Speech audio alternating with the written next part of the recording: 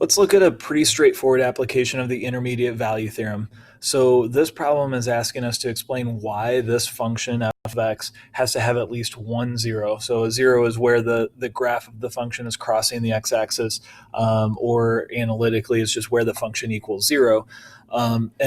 We want to show that it has at least one solution to this equation in this interval right here. So an x value somewhere between -3 and -1. So we're not asked in this problem to actually find the x value, and the intermediate value theorem doesn't even do that for us. What we want to know is just, does it have to be there?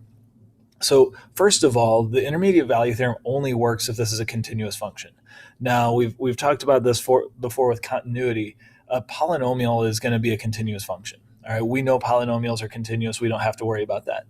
Where we might have to worry about continuity is if it's like a rational function, denominator equals zero, or something like that.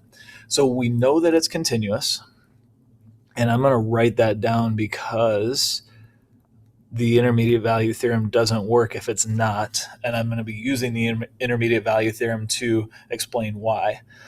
So f of x is continuous. So I want to show that 0 is an intermediate value between two other values of the function.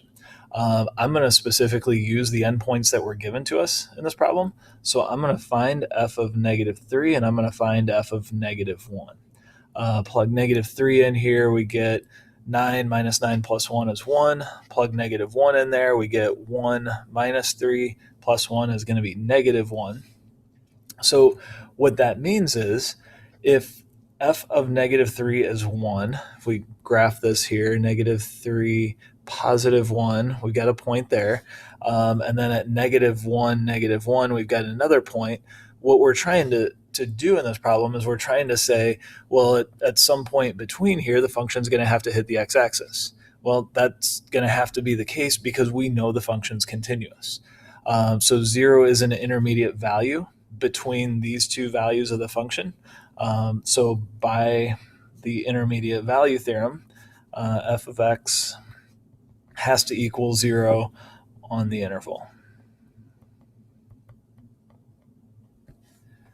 Now, we don't know where it happens, and it's not a clean solution. We would actually have to solve this. We can't factor it, so we would have to solve this using maybe completing the square or just a quadratic formula, but it is an irrational solution.